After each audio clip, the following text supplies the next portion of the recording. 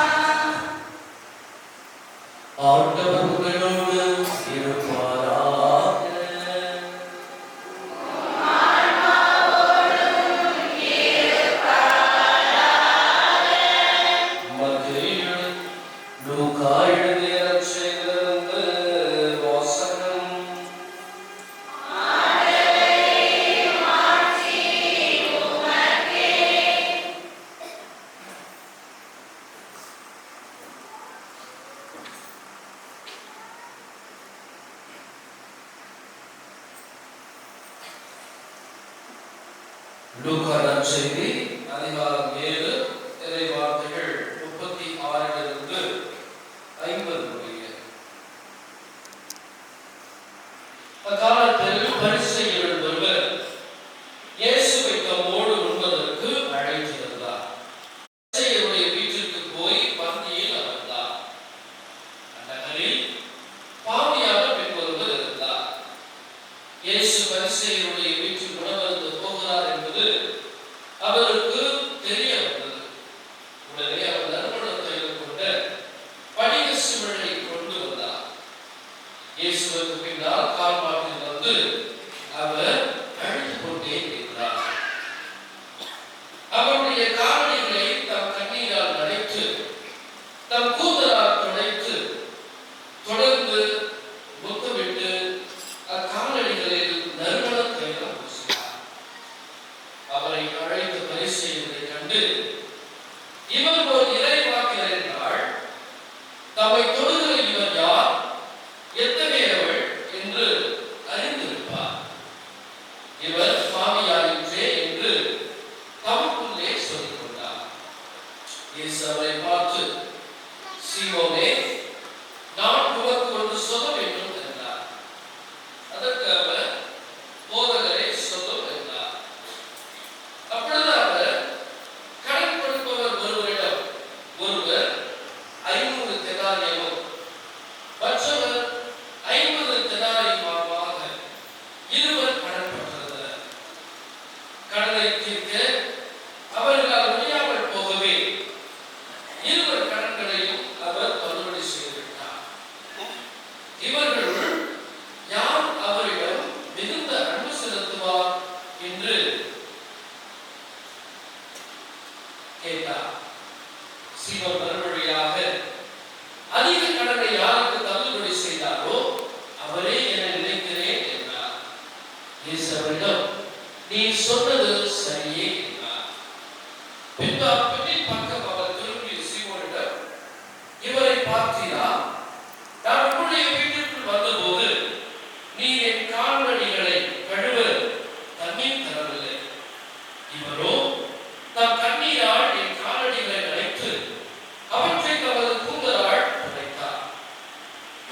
நீர் எனக்கு முத்தம் கொடுக்கவில்லை. இவரோ நான் உள்ளே வந்தது முதல் என் காலடிகளை ஓயாமல் முத்தமிட்டுக் கொண்டே இருக்கிறார். நீர் எனக்கு தலையில் எண்ணெய் பூசவில்லை. இவரோ என் காலடிகளில் நறுமண தைலம் பூசினார். ஆகவே நான் உனக்கு சொல்லுகிறேன், இவர் செய்த பல பாவங்கள் மன்னிக்கப்பட்டன. ஏனெனில் இவர் மிகுதியாக அன்பு கூர்ந்தார். குறைவாக மன்னிப்பு பெறுவோர் குறைவாக அன்பு செலுத்துவோர் ஆவர் என்றார். பிதா பெண்ணை பார்த்து, உன் பாவங்கள் மன்னிக்கப்பட்டன என்றார். பாவங்களை மன்னிக்கும் இவர் யார் என்று அவரோடு பந்தியில் அமர்ந்திருந்தவர்கள் தங்களுக்குள் சொல்லிக் கொண்டார்கள். இயேசு அவரை நோக்கி, உமது நம்பிக்கை உம்மை மீட்டது, அமைதியுடன் செல்க என்றார்.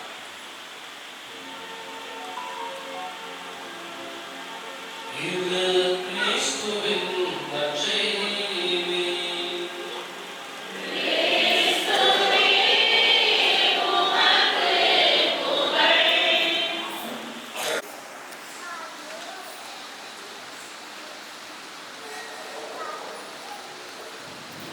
அவர்கள் ஒரு வேதியினுடைய வாழ்க்கை பற்றி சிறிய குறிப்பு ஒன்று வாசிக்க எனக்கு நேர்ந்தது. இந்த வேதியில் என்பவர் அவர்களாத்தையும் நற்செய்தி அறிவிப்பு பணியிலே தன்னையே முழுமையாக கலைத்துக் கொள்பவர்கள்தான் குருக்களுக்கு அடுத்து வேதியர்கள் தயார் செய்யப்பட்டு அனுப்பப்படுகிறார்கள். அவ்வாறு ஒரு வேதியர் சீனாவிலே தன்னுடைய நற்செய்தி அறிவிப்பு பணியை செய்து கொண்டிருக்கிறார். சீன நாடு நமது இந்திய நாடுக்கு அண்டை நாடாக இருந்தாலும் இங்கு இருக்கின்ற சமய சுதந்திரம் எல்லாம் அது கிடையாது. அது ஒரு கம்யூனிச நாடு. தனிப்பட்ட முறைகளை வேணால் ஒரு மதத்தை பின்பற்றிக் கொள்ளலாம். இது போல பல நிகழ்வுகள் மதத்தின் பெயர் நடத்துவதற்கு அனுமதி கிடையாது. அப்படிப்பட்ட அந்த நெருக்கடியான சூழ்நிலையில் அந்த வேதியர் நற்செய்தி அறிவிப்பு பணியை தன்னை முழுமையாக கலைத்துக் கொள்கிறார். குறிப்பாக மலைப்பகுதியில் இருக்கிற வீடுகளிலே அவர் வீடுகளை சந்தித்து அங்குள்ள மக்களுடைய அவலங்களை எல்லாம் கேட்டு அவர்களுக்கு ஆறுதல் கூறக்கூடியவர், அவருடைய கஷ்டங்களை காதுபத்து கேட்கக்கூடியவர், அவருடைய துயரங்களை துடைக்கக்கூடிய வல்லமை படைத்தவர், அவருடைய மன கஷ்டங்களை எடுத்துச் சொல்கிற பொழுது மனமுருகி கேட்பவர். அப்படிப்பட்ட அந்த வேதியர் பகலிலே சென்றால் மக்களை சந்திக்க முடியாது என்று சொல்லி இரவிலே வீடுகளை சந்திக்க செல்வார். ஒவ்வொரு நாளும் மாலை 6 மணிக்கு சென்றார் என்று சொன்னால் திருப்பி வருவதற்கு இரவு 12-1 ஆகிவிடும். இப்படியாக ஒரு வாழ்க்கை சென்று கொண்டிருக்கிறது. காலப்போக்கிலே அவருடைய கண்களிலே ஏதோ ஒரு பிரச்சனை, கண்களிலே நீர் வழிகிறது, பார்வையானது மங்கி கொண்டிருக்கிறது. ஒரு முறை கண் மருத்துவரை சென்று பரிசோதனை செய்கிறார். அப்பொழுது அந்த மருத்துவர் வேதியரை பார்த்து கேட்ட முதல் கேள்வி, இரவு நேரங்களிலே நீங்கள் அதிக நேரம் கண் விழிப்பது உண்டா? இரண்டாவது, அனாவசியமாக நீங்கள் கண்ணீர் வடிப்பது உண்டா என்ற கேள்விகளை கேட்கிறார். அதற்கு அந்த வேதியர் ஆம் என்று சொல்கிறார். நான் மக்களிடத்திலே நற்செய்தி அடிப்படையில் ஈடுபடுகிறேன். இரவு நேரங்களிலே மக்களை சந்திப்பதுதான் என் வழக்கம். அவ்வாறு சந்தித்து வருகிற பொழுது இரவு நேரத்தில் அதிகமாக கண் விழிப்பது உண்டு. மக்களுடைய அழுகுறை கேட்டு அவர்களோடு சேர்ந்து கண்ணீர் வடிப்பது உண்டு என்று சொல்கிற பொழுது அந்த கண் மருத்துவர் அவரை பார்த்து சொன்னாராம், இனி நீங்கள் அதிக நேரம் இரவு நேரங்களே கண் விழிக்க கூடாது. இரண்டாவது, அனாவசியமாக கண்ணீர் வடிக்க கூடாது. ஒருவேளை இந்த இரண்டையும் நீங்கள் செய்கிற பொழுது தவறு பட்சத்தில் உங்கள் பார்வையை இழக்க நேரிடும் என்று சொன்ன பொழுது அதற்கு அந்த வேதியர் சொன்னாராம், என் மக்களை சந்திப்பதற்கு இந்த கண் தடையாக இருந்தால், என் மக்களை அவர்களை கேட்டு அழுவதற்கு இந்த கண் தடையாக இருந்தால் அது கண் போனாலும் பரவாயில்லை, என் மக்களை நல்வழிப்படுத்த வேண்டும், ஆண்டவரத்திலே திரும்பி அழைத்து வர வேண்டும், அதுதான் முதன்மையான பணி. என் கண்களை பற்றி எனக்கு கவலை இல்லை என்று சொல்லி அவர் தன் வாழ்விலே தொடர்ந்து அந்த பணியிலே தன்னையே முழுமையாக கரைத்துக் கொண்டதாக அவரை வரலாற்று குறிப்பு என்று நமக்கு வெளிப்படுத்துகிறது. எனக்கு பிரியமான சகோதரிகளே, சகோதரர்களே, அந்த வேதியர் தன்னிடத்தில் இருந்த மக்களை எல்லாம் நல்வழிப்படுத்தி மனம் மாற்ற வாழ்வுக்கு தூண்டியது போலதான் நாம் மக்கள் மீது பரிவிரக்கம் கொண்டு நமது வாழ்வாலும் வார்த்தையாலும் மனமாற்ற வாழ்வுக்கு தூண்ட வேண்டும் என்று அழைப்பு விடுக்கிறது. இன்று வாசிக்கப்பட்ட இறை வார்த்தைகளும் இன்றைய வழிபாடும். அன்புக்குரியவர்களே, அலட்சியில பாவிகளை எல்லாம் ஒதுக்காமல் அரவணைத்து பரிவிரக்கம் காட்டி மனம் திரும்பின்ற வாழ்வில் முதல் புள்ளி வைத்தவர் நமது ஆண்டவராகிய இயேசு கிறிஸ்து என்பதை எடுத்து வைத்ததை வாசிக்க கேட்டோம். இயேசுவை உணர்வருந்த அழைத்த அந்த சீமோன் அடிப்படையிலே ஒரு கொள்கைவாதி, பரிசேயராக இருக்கிற அவர் இவ்வுலகிலே எல்லோரும் நல்லவர்களும் இருக்கிறார்கள், கெட்டவர்களும் இருக்கிறார்கள், கடவுள் கட்டளைகளுக்கு ஏற்ப யாரெல்லாம் வாழ்கிறார்களோ அவர்களெல்லாம் நல்லவர்கள், மற்றவர்களெல்லாம் கொள்ளாதவர்கள். எனவேதான் இந்த சீமோன் தான் நல்லவர் என்று கருதியதால், தான் பரிசேயராக இருப்பதால் அவர் மற்றவர்களை எல்லாம் தீயோரை எல்லாம் பாவிகளாக ஒதுக்கி தள்ளினார். தான் மட்டும் ஒதுக்கி தள்ளவில்லை, தான் நம்புகின்ற கடவுளும் அந்த கொள்ளார்களை எல்லாம் பாவிகளாக கருதி அவரை ஒதுக்கி தள்ள வேண்டும் என்று விரும்பினார். எனவேதான் தான் பரிசேயர் என்று அவர் பெருமை அளித்துக் கொண்டார். பரிசேயர் என்றாலே பிரித்து வைக்கப்பட்டவர் என்பது பொருள். யாரை அவர்கள் பிரித்து வைக்கிறார் என்று சொன்னால், கோவிலை பாதுகாக்க, சட்டங்கள் ஒழுங்குமுறைகளை போற்றி பேணி காக்க அந்த பரிசேயர்கள் எல்லாம் பிரித்து வைக்கப்பட்டவர்கள், ஒதுக்கி வைக்கப்பட்டவர்கள் என்று தங்களையே உயர்வாக நினைத்தார்கள். தாங்கள் மட்டும்தான் கோவிலை பாதுகாக்க வேண்டும், தாங்கள் மட்டும்தான் கடவுளுடைய சட்டங்களையும் ஒழுங்குகளையும் போற்றி பாதுகாக்கக்கூடிய தூய்மை படைத்தவர்களாக கருதியவர்கள் தான் இந்த பரிசேயர்கள். எனவேதான்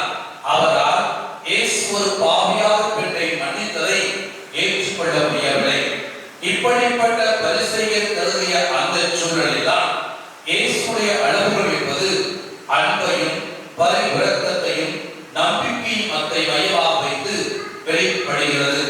எனவேதான் தன்னை அணுகி தன் பாவங்களுக்காக மனம் வருத்தி மன்னிப்பு வேண்டி தன் காலங்களெல்லாம் நறுமணத்தால் பூசிய அந்த பூசி தன் பாவ அறிக்கையை வெளியிட்ட அந்த பெண்ணை மனமாற மன்னித்து அனுப்பி வைக்கிறார். எனவேதான் அன்புக்குரியவர்களே, இந்த நேரத்தில் பரிசேயருடைய அணுகுமுறையெல்லாம் அப்புறப்படுத்தி விட்டு இயேசுவின் அனுபவம் என்பது ஏற்றுக்கொள்வதிலும் மன்னிப்பதிலும் மனமாற அரவணைப்பதிலும் அடங்கி இருக்கிறதை நற்செய்தியாளர் லூக்கா அழகாக வெளிப்படுத்தினார். எனவே அன்புக்குரியவர்களே, இந்த பரிசேயருடைய அணுகுமுறை நாம் அப்புறப்படுத்திவிட்டு இயேசுவின் அணுகுமுறையை நமதாக்கி அவருடைய மனநிலையை வாழ்வதற்கு வழிகாட்டுகிறது என்ற நற்செய்தி. அந்த இயேசுவின் மனநிலையை வாழ்ந்து காட்டியவரைத்தான் நாம் புனிதர்கள் என்று கொண்டாடுகிறோம். அப்படிப்பட்ட இயேசுவின் அணுகுமுறையை தமது அணுகுமுறையாக கொண்டு அவருடைய மனநிலையை வெளிப்படுத்தியவர்தான் நம்முடைய பாதுகாவலரான புனித செபஸ்தியார். புனித செபஸ்தியாரை பற்றி வரலாறு நமக்கு நன்றாகவே தெரியும். ஆனால் இன்று நாம் எடுத்திருக்கின்ற இந்த தலைப்பின் அடிப்படையில வரிவிலக்கம் காட்டி பாவிகளை எல்லாம் மனம் திருப்பியவராக புனித செபஸ்தியார் எப்படி இருக்கிறார் என்று சொன்னால், அவர் வாழ்க்கையில் நடைபெற்ற 2 நிகழ்வுகளை மட்டும் உங்களோடு பகிர்ந்து கொள்ள நான் ஆசைப்படுகிறேன். நமக்கெல்லாம் தெரியும், நம்முடைய பாதுகாவலர் புனித செபஸ்தியார் பிரான்ஸ் நாட்டிலே நர்போன் என்கிற நகரிலே பிறந்து இத்தாலி நாட்டில் இருக்கிற மிலான் நகரிலே வளர்ந்து வனப்புமிக்க வாலிபனாக திகழ்ந்தவர். எனவேதான் இப்படிப்பட்ட இந்த வாலிபர் 3ஆம் நூற்றாண்டிலே ரோமை பேரரசன் கரினூசின் படையிலே சேர்ந்து சிறந்த படை வீரராக அவர் பயிற்சி பெற்று வாழ்ந்து வருகிறார். நமக்கெல்லாம் தெரியும், 3ஆம் நூற்றாண்டு என்பது திருச்சபை வரலாற்றிலே இருண்ட நூற்றாண்டு என்று அழைக்கப்படுகிறது. வேத கலாபடை என்பது அங்கெங்குமே பரவி இருந்தது. யாரும் இயேசுவை வெளிப்படையாக ஏற்றுக்கொள்ள முடியாது, நற்செய்தியை அறிவிக்க முடியாது, அனுபவிக்க முடியாது. காரணம், அந்த ரோமை பேரரசர்கள் தான் கடவுளுக்கு நிகரானதாக கருதப்பட்டார்கள். அவர்களை தான் வணங்க வேண்டும் என்று அறிவுறுத்தப்பட்டார்கள். எனவேதான் இந்த இக்கட்டான சூழ்நிலையில யாரெல்லாம் மதத்திற்காக, கிறிஸ்தவ அறநெறிக்காக, வேதத்திற்காக தங்கள் உயிரையும் பணயம் வைத்து வெளிப்பட்டார்களோ அவர்களெல்லாம் சிறைப்புடவிலே அடைக்கப்பட்டு வேதனைப்படுத்தப்பட்டார்கள். அவ்வாறு வேதனைப்படுத்தப்பட்டு கொடுத்த அந்த காலத்தில் அப்படிப்பட்ட விசுவாசிகளெல்லாம் சந்தித்தவர்தான் நம்முடைய பாதுகாவலர். அப்பொழுது அவர்களுக்கு ஆறுதல் கூறி பரிவிலக்கம் காட்டி நம்பிக்கையை கலந்து போன அவர்களை நம்பிக்கையில் உறுதிப்படுத்தினார் நம்முடைய பாதுகாவலர். குறிப்பாக சிறையில வேதனையில் அகப்பட்டு அவதிப்பட்டு கொடுத்த 2 சகோதரர்கள், மார்க்குஸ், மார்செலினுஸ் என்ற 2 சகோதரர்கள் தங்களுடைய நம்பிக்கையில வேறுபட்டவர்களாகவும் காலப்போக்கிலே அவர்கள் தளர்ந்து போகிறார்கள். ஒருவேளை தாங்கள் கிறிஸ்தவ மதத்தை புறக்கணித்து விட்டு அரசர்களை நாங்கள் அவர்களை வணங்கினால் எங்கள் உயிர் காப்பாற்றப்பட்டு விடுமோ என்று கருதிய அந்த சூழ்நிலையில் தான் அவர்களை சந்திக்கிறார் நம்முடைய பாதுகாவலர் திரு செபஸ்தியார். அவர்களை சிறைச்சாலையிலே சந்தித்து அவர்களை தன்னுடைய பரிவிலக்கத்தினால் ஆறுதல் நிறைந்த வார்த்தைகளினால் அவர்களை உற்சாகப்படுத்தினார். அவர்களை நம்பிக்கையிலே நிலைத்திருக்கும்படி செய்தார். மீண்டுமாக இயேசுவிடத்தை திரும்பி வருவதற்கு, மனமாற்ற வாழ்வுக்கு வழிகாட்டியாக இருந்தவர் தான் நம்முடைய பாதுகாவலர் புனித செபஸ்தியார். 2வது நிகழ்வு, இந்த நேரத்தில் அங்கு சோகே என்று சொல்லப்படுகின்ற ஒரு வாய் பேச முடியாத பெண் ஒருத்தி நின்று இதையெல்லாம் பார்த்து கொண்டிருக்கிறார். இதை பார்த்து கொண்டிருந்த அந்த சோகே என்கிற இளம் பெண் பேச முடியாத நம்முடைய பாதுகாவலத்திலே வருகிறார். வந்து தான் கிறிஸ்தவத்தை ஏற்றுக்கொள்ளவில்லை என்று சொல்லி தன் சைகையாலே தன்னுடைய வாயிலை சிலுவை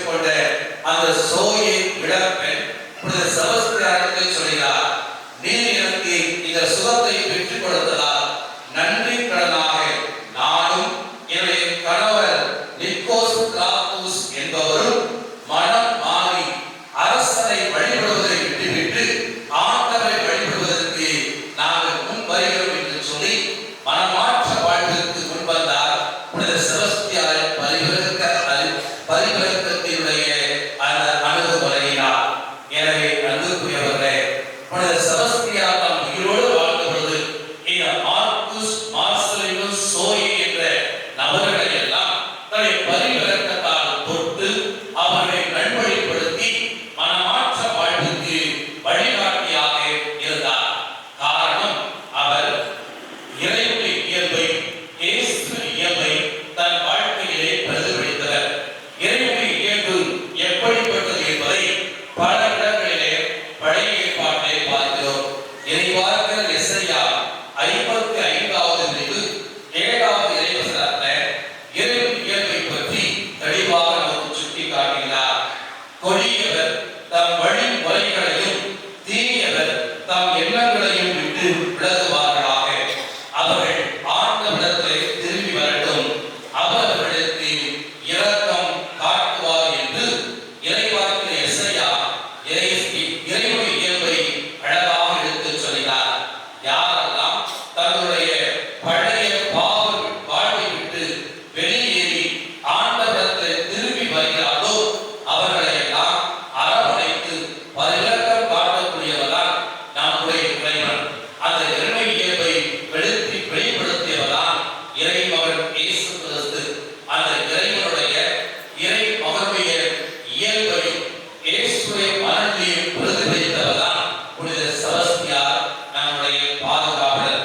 எனவேதான் இன்றைய நவநாள் திருப்பலியில அவரைப் போல நாமும் அவருடைய இயல்பை பிரதிபலித்து நம்முடைய பரிவிரக்கத்தினால் பாவிகளாக இருக்கிறவர்களெல்லாம் மனம் மாறுவதற்கு அழைக்கப்படுகின்றோம் நம்முடைய வாழ்க்கையின் மூலம். எனவே அன்புக்குரியவர்களே, இந்த நாளிலே 2 கருத்துக்களை மட்டும் மீண்டும் உள்வாங்கிக் கொள்ள நான் உங்களை அன்போடு அழைக்கிறேன். மற்றவர்களை மனமாற்ற வாழ்வுக்கு நமது பரிவிரக்கத்தால் அழைப்பதற்கு முன்பாக நாம் ஆண்டவருடைய பரிவிரக்கத்தை அனுபவித்து மனம் மாறி அவர் உகந்த வாழ்வு வாழ்வதற்கு ஆசைப்பட வேண்டும். அதற்கான முயற்சியில் ஈடுபட வேண்டும். அதற்கான வழிமுறைகளை உருவாக்கிக் கொள்ள வேண்டும். காரணம், நமது ஆண்டவர் நம்மையும் அழைக்கிறார். எதற்காக அழைக்கிறார் என்று சொன்னார்.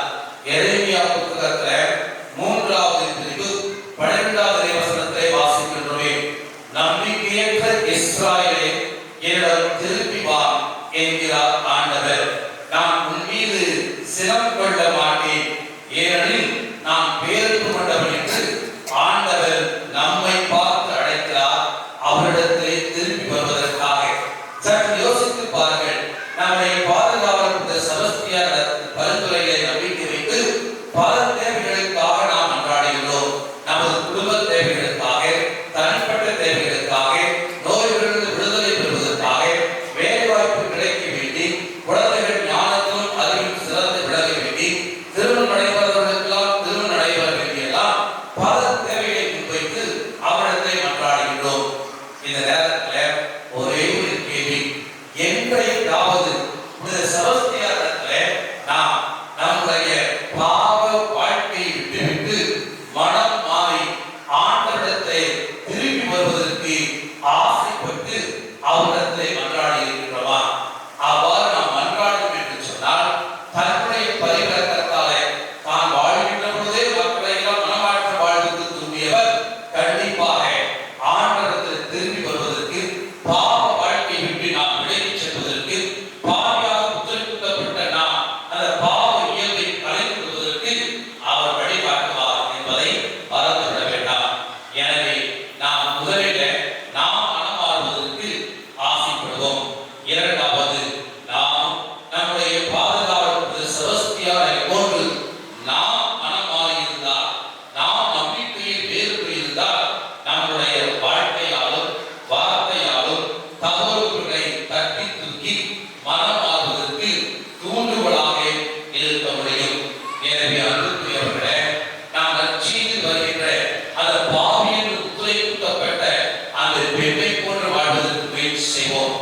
நம்முடைய பாவங்களை மனமாற ஏற்றுக்கொள்வோம். நாம் பாவிகள் என்பதை மறந்து விட வேண்டாம். நாம் எல்லாம் ஏதோ ஒரு விதத்துல தவறிக் கொண்டுதான் இருக்கிறோம். பாவம் செய்யாதவர்கள் யாருமே மனிதர்களாக இருக்க முடியாது. எனவே நமது பாவங்களை எல்லாம் தவறுகளை எல்லாம் நியாயப்படுத்தாமல் அவைகளை ஏற்றுக்கொண்டு அவைகளிலிருந்து விடுவதற்கு ஆசைப்படுவோம். அவ்வாறு ஆசைப்படுகிறனா பரிசுகளைப் போல அல்லாமல் இயேசுவை போல, இயேசுவின் மனநிலைகளை புனித செபஸ்தியார் வாழ்வது போல நாம் நம்முடைய பரிவிரக்கத்தால் அவர்கள் மற்றவர்கள் மனம் மாறி ஆண்டுடன் திரும்பி வருவதற்கு நாம் வழிகாட்டுவோம், துணையாக இருப்போம், தூண்டுகோலாக இருப்போம். காரணம், புனித செபஸ்தியார் இயேசுவின் இயல்பை பிரதிபலித்தவர், இயேசுவின் மனநிலையை கொண்டிருந்தவர். அவரை போல அவருக்கு விடாக இருக்கின்ற நாம் அவரை போல இயேசுவின் மனநிலை கொண்ட மக்களாக வாழ்வதற்கு முயற்சி செய்வோம். இதைத்தான் பவுல் எழுதினார் பிலிப்பியருக்கு எழுதிய கடிதத்தில் 2வது பிரிவு 5வது வசனத்தில் நம்மை பார்த்து சொல்வார். கிறிஸ்து இயேசு கொண்டிருந்த மனநிலையே உங்களிடம் இருக்கட்டும். அவர் செபஸ்தியாரின் பரிந்துரையில் நம்பிக்கை கொண்டு நமக்காகவும் பிறருக்காகவும் மன்றாடுவோம்.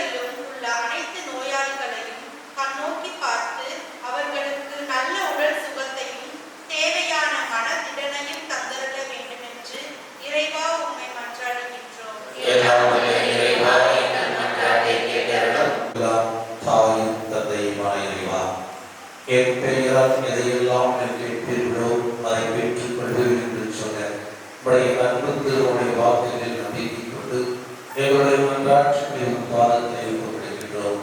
இவற்றை கல்வோடு கண்ணோக்கி எங்கள் ஒவ்வொருவரும் இல்லாமை ஆசீர்வதித்து நாங்களும் மனம் ஆகியவர்களாக பிறர் மனம் ஆள தூண்டுவர்களாக வாழ்ந்து வர வேண்டும் என்று எங்கள் அண்ணனாகிய கிறிஸ்து வழியாக என்றார்கின்றோம்.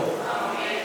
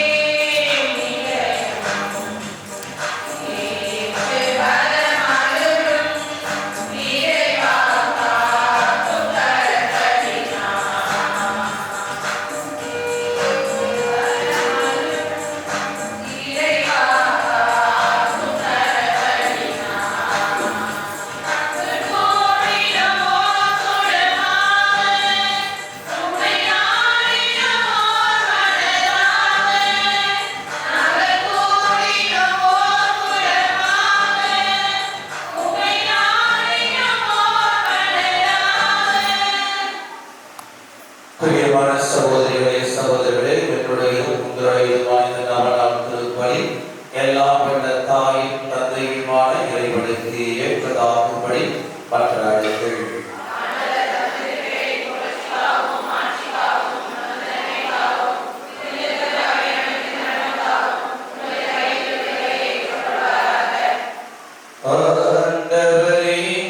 சாட்சியங்கள் பாதுகாவல் சரஸ்தியரும் நவநாள் கொண்டாட்டத்தில் நாங்கள் மக்களின் காணிக்கு ஏற்புடையமாயிருந்தோமை வேண்டுகின்றோம். இவை மது மாண்புக்கு வல்லனவாயிருப்பது போல இப்புனிதர் சிந்திய தமது முன்னிலையில் மதிப்புள்ளதாயிருந்திட வேண்டும் என்று எங்கள் ஆண்டவராகிய கிறிஸ்து வழியாக உம்மை மன்றாடுகின்றோம்.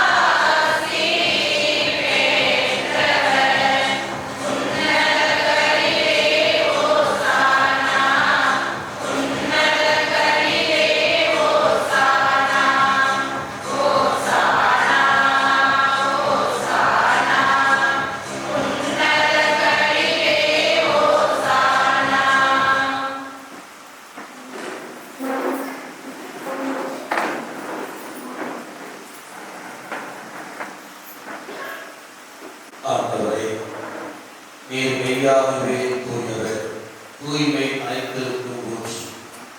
ஆகவே உம்முடைய ஆவியானவரை பொழிந்து இக்காணிக்கைகளையும் இந்நவநாள் திருப்பலியில் பங்கெடுத்து செவிக்கின்ற ஒருவரையும் ஆசீர்வதித்து தூய்மைப்படுத்த வேண்டுகின்றோம். இவ்வாறு எங்கள் ஆண்டவர் இயேசு கிறிஸ்துவின் உடலும் இரத்தமுமாக எங்களுக்கு இவை மாறுவதாக.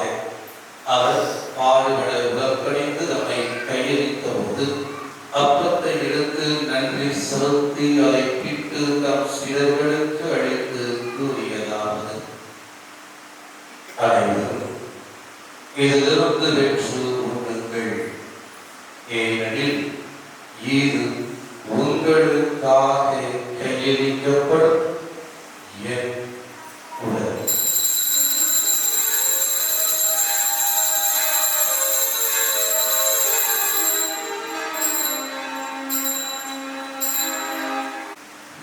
அவருடனே இரவு விருந்தை அருந்திய பின் கிண்ணத்தையும் எடுத்து மீண்டும் உமக்கு நன்றி கூறி தம் சீடர்களுக்கு அளித்து அவர் கூறியதாவது: அனைவரும் இதிலிருந்து பெற்று பருகுங்கள், ஏனெனில் இது புதிய நிலையான உடன்படிக்கைக்கு உரிய என் இரத்தத்தின் கிண்ணம். இது பாவ மன்னிப்புக்கென்று உங்களுக்காகவும் பலருக்காகவும் சிந்தப்படும். இதை என் நினைவாக செய்யுங்கள்.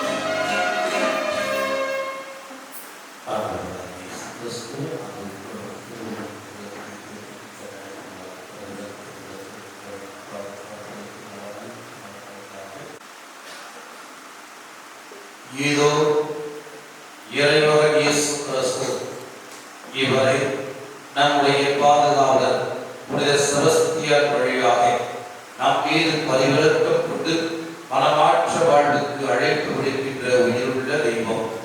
இந்த தெய்வத்தின் திரு விருந்தில் பங்கெடுத்து செபிக்கின்ற நாம் அனைவரும் பேறு பெற்றவர்கள்.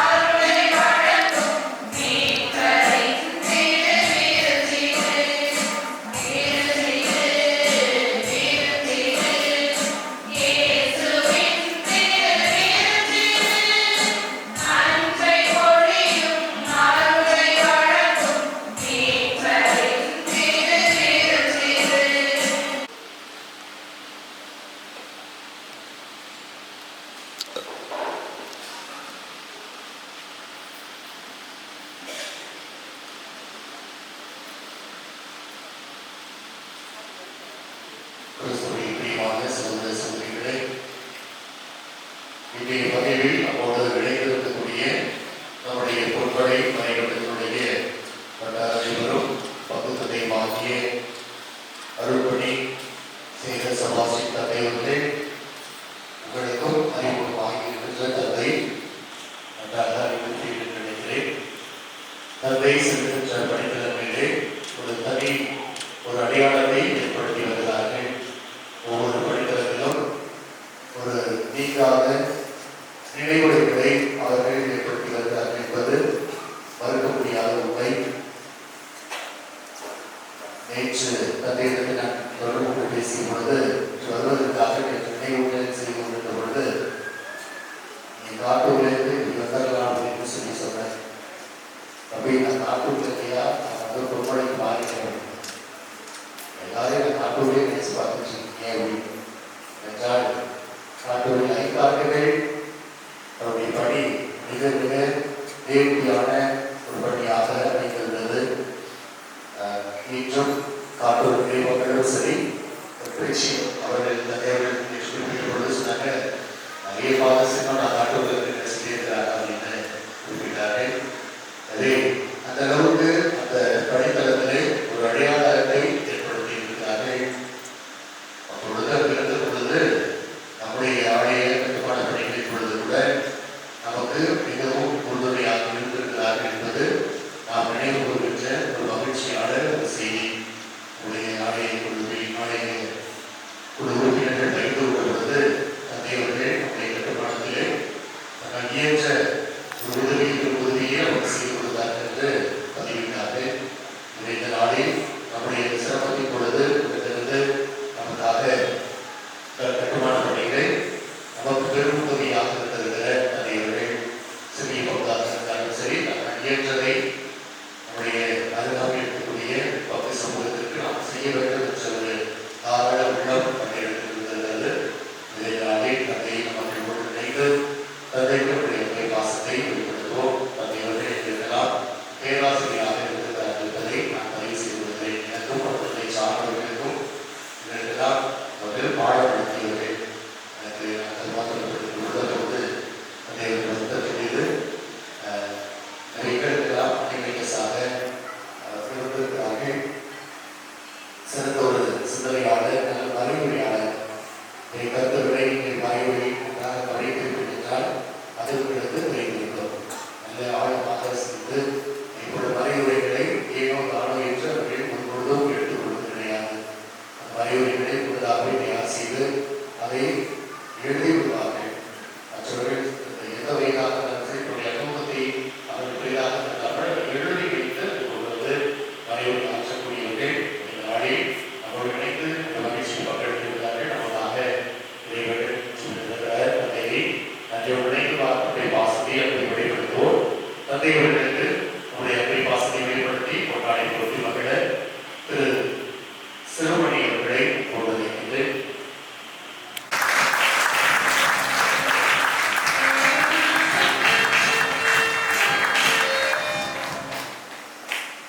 தந்தையோடு இணைந்து இந்த நாளில் மகிழ்ச்சியில் பங்கெடுத்திருக்கிற தந்தை ஜான் செல்வராஜ் தந்தையவர்கள் தைலோக பங்கிட அவர்கள் பணியாற்றி கொண்டிருக்கிறார்கள். தந்தையும் நம்முடைய ஆலய கட்டுமான பணிகளை நம்மோடு இருந்திருக்கிறார்கள். நாங்கள் ஆலய குழுவிலே அமர்ந்து சித்த பொழுது உதவி செய்திருக்கிற தந்தையர்களை அமைக்க வேண்டும் என்று நாங்கள் திட்டமிட்டோம். அதில் தந்தையர்கள் வள்ளுவர் சமூக நிலையத்தில் இருந்த பொழுது நம்முடைய ஆலய பணிகளுக்காக உதவி செய்திருக்கிறார்கள். அவர்கள் இணைந்து தந்தை நம்முடைய ஆலயத்துடைய காங்கிரீட் போராட்டத்தை பாதுகாப்பு பண்ணியிருக்கிறார். பாதுகாப்பு யோசிச்சிருந்தாங்க. பிரகாஷ் நீதான் பரவாயில்லைங்க காங்கிரீட் அப்படின்னு சொன்ன உடனே ஆமா ஞாபகம் இருக்கு அப்படின்னு எனவே நம்முடைய பணிகளின் பொழுது நமக்காக இறைவனை செய்வதிலும் சரி, பொருளாதாரத்திலும் நம்மோடு இணைந்து உதவி செய்திருக்கிற தந்தையவர்கள் தந்தைக்கு நம்முடைய அன்பை பாசத்தை வெளிப்படுத்தி பொன்னாடி தொட்டி வருகிற திரு தனராஜ் அவர்களை அப்போது அனைவரை அனைவரும் கடவுளை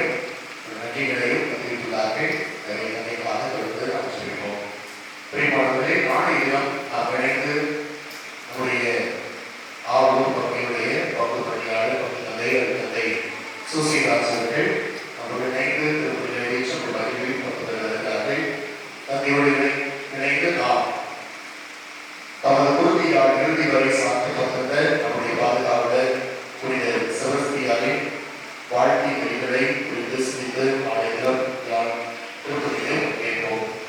பிரிமானவர்களே, இந்த திருப்பதி முடிவதற்கு இன்றும் இதையெல்லாம் நாம் அழைத்திருக்கிறோம். மற்றவர்கள் இணைந்து நல்ல உடல்கள் இணைந்து நமக்கு இரவு மாதிரி வழங்குகிறார்கள். எனவே அனைவரும் உணர்வுக்கு செல்லுமாறு நம்மோடு கேட்டுக்கொள்கிறேன். நன்றியோடு மன்றாடுவோமாக.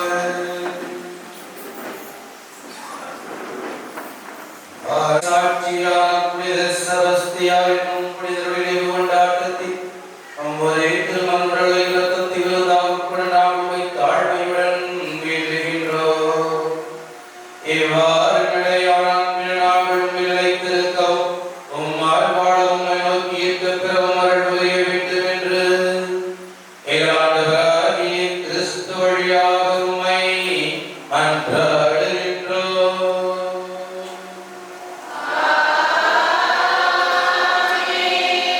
ஆண்டவர்களோடு இருப்பாராக.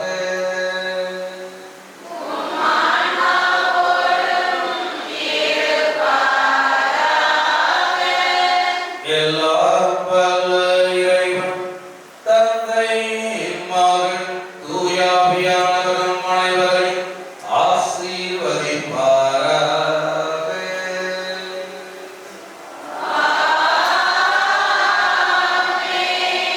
சென்று வாழுங்கள், திருப்பலி நிறைவேற்று.